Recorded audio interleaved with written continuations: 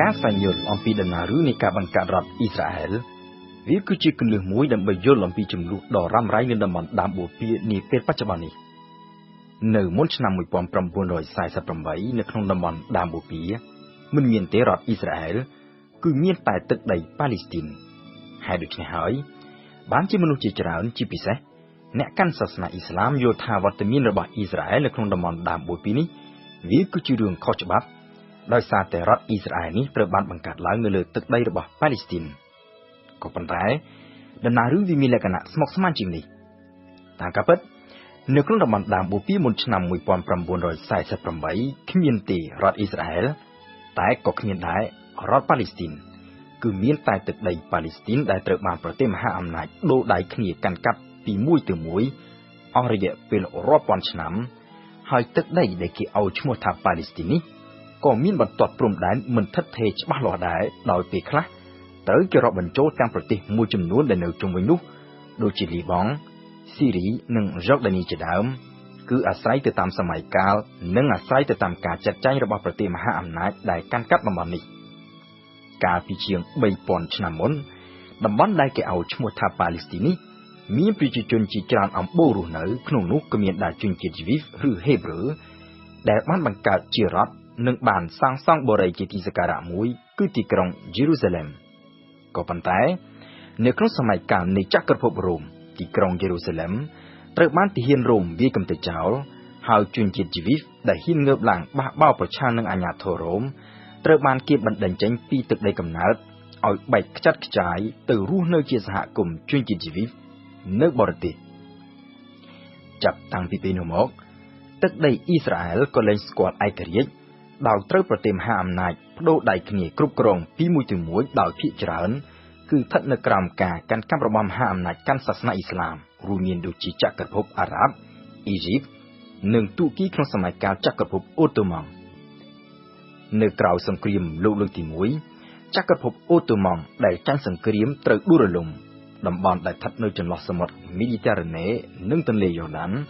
ពោលគឺទឹកដីប៉ាឡេស្ទីននិងរដ្ឋអ៊ីស្រាអែលបច្ចុប្បន្ន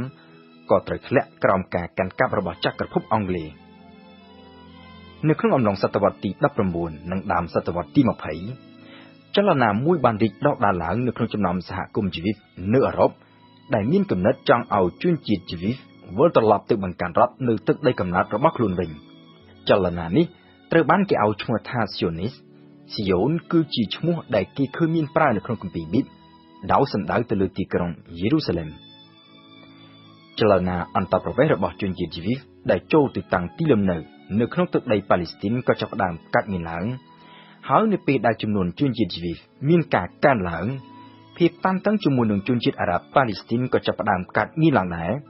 ដែលបង្កទៅជាបញ្ហាស្មុគស្មាញដល់ចក្រភពអង់គ្លេសដែលជាអាណាព្យាបាលអង់គ្លេស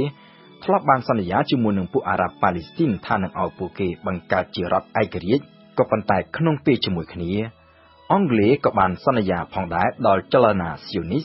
ថានឹងឲ្យពួកគេមានទឹកដីជាមាតុភូមិមួយនៅប៉ាឡេស្ទីននៅក្រៅសង្គ្រាមលោកលើកទី2ហេតុការណ៍នៃការសម្លាប់រង្គាលជនជាតិយវីសដោយអាល្លឺម៉ង់ណាស៊ី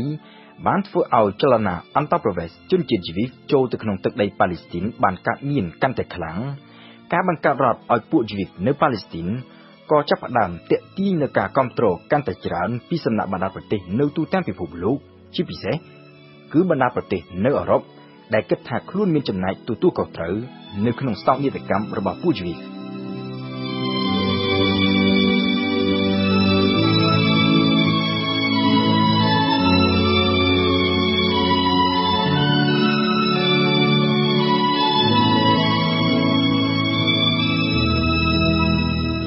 នៅឆ្នាំ1947ក្រោយសង្គ្រាមលោកលើកទី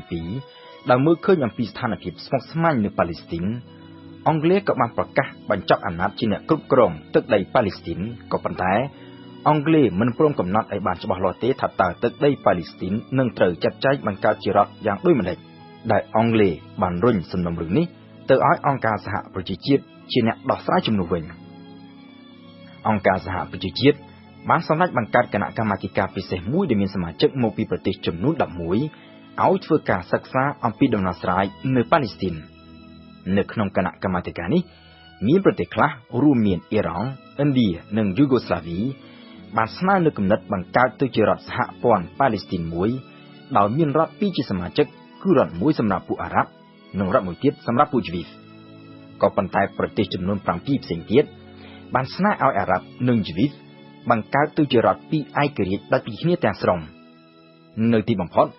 គឺដំណោះស្រាយបង្កើតរដ្ឋឯករាជ្យដាច់ពីគ្នាដែលត្រូវបានមហាសន្និបាតអង្គការសហប្រជាជាតិអនុម័តនៅថ្ងៃទី29ខែវិច្ឆិកាឆ្នាំ1947គឺសេចក្តីសម្រេចលេខ181នៅក្នុងសេចក្តីសម្រេចនេះមហាសន្និបាតអង្គការសហប្រជាជាតិក៏បានកំណត់ផងដែរថាទីក្រុងយេរូសាឡឹមដែលជាចំណុចប្រទីងប្រទង់ខ្លាំងរវាងអារ៉ាប់និងជីវីសនឹងមិនត្រូវបញ្ចូលទៅក្នុងរដ្ឋណាមួយនោះទេក៏ប៉ុន្តែត្រូវដាក់ជាតំបន់ស្ថិតនៅក្រោមការគ្រប់គ្រងអន្តរជាតិសេចក្តីសម្រេចលេខ181នេះត្រូវបានប្រទេសជាសមាជិកអង្គការសហប្រជាជាតិអនុម័តដោយសម្លេងគាំទ្រលើសពី2/3ក៏ប៉ុន្តែគ្រប់បណ្ដាប្រទេសអារ៉ាប់និងប្រទេសកាន់សាសនាអ៊ីស្លាមទាំងអស់បាននាំគ្នាបោះឆ្នោតប្រឆាំងបណ្ដាប្រទេសអារ៉ាប់បានប្រឆាំងដាច់ខាតទៅនឹងការបង្កើតរដ្ឋអ៊ីស្រាអែលដោយទាមទារឲ្យយកទឹកដីប៉ាឡេស្ទីនទាំងអស់បង្កើតទៅជារដ្ឋតែមួយសម្រាប់ពួកអារ៉ាប់អ៊ីស្រាអែលវិញគឺផ្ទុយពីពួកអារ៉ាប់អ៊ីស្រាអែលបានទទួលស្វាគមន៍ចំពោះដំណោះស្រាយរបស់អង្គការសហប្រជាជាតិហើយមានដឹកនាំពួកជីវីសនៅប៉ាឡេស្ទីនគឺលោក David Ben-Gurion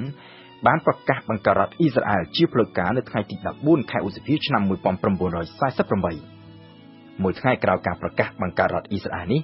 បណ្ដាប្រទេសអារ៉ាប់ដែលនៅជុំវិញនោះគឺរួមមានអេស៊ីបស៊ីរីយ៉ូដានីលីបង់និងអ៊ីរ៉ាក់ក៏បាននាំគ្នាលើកទ័ពបើកការវាយប្រហារលើអ៊ីស្រាអែលសង្គ្រាមនេះ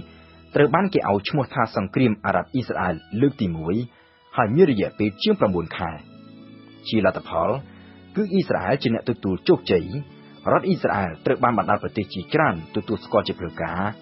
ចំណែកឯរដ្ឋប៉ាឡេស្ទីនវិញនៅតែមិនអាចបង្កើតបានរហូតមកទល់នឹងពេលបច្ចុប្បន្ននេះ